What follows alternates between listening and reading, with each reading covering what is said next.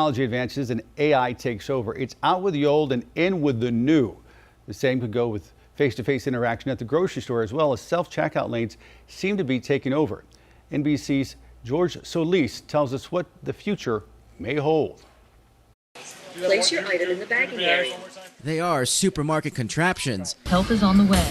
Causing super headaches. Place your item in the bagging area. The self-checkout lane. I hate self-checkout.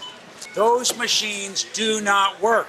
Last resort for me. But despite the hate, stores are ringing up even more of them. I always have to call somebody to come over anyway. It makes such a difficult time. Kroger, one of the nation's largest supermarket chains, has just converted one of its stores to self-checkout only. Walmart and Dollar General also experimenting with no-man registers. If your store went full self-checkout, how big of a problem would that be for you? Huge. But are we now at a point where it is here to stay forever? Oh, yeah. I don't see we're turning back on this.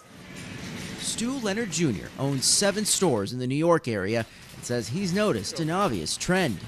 The younger people embrace it and love to use it more than older people.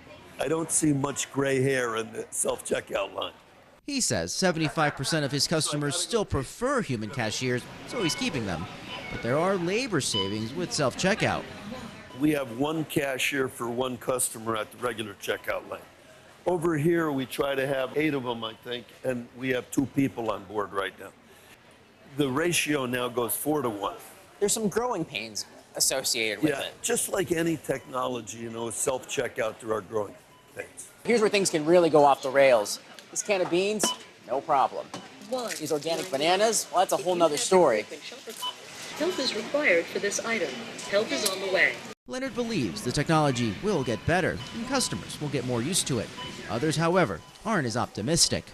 I don't think that there's one shopper in the nation who would like to go to an all self-checkout store. And frankly, as these retailers are putting in more stores that are only self-checkout, I think their sales are going to decline. By one estimate, 95% of stores now have some form of self-checkout, so it's unlikely any of them will bag the concept soon. George Solis, NBC News, New York.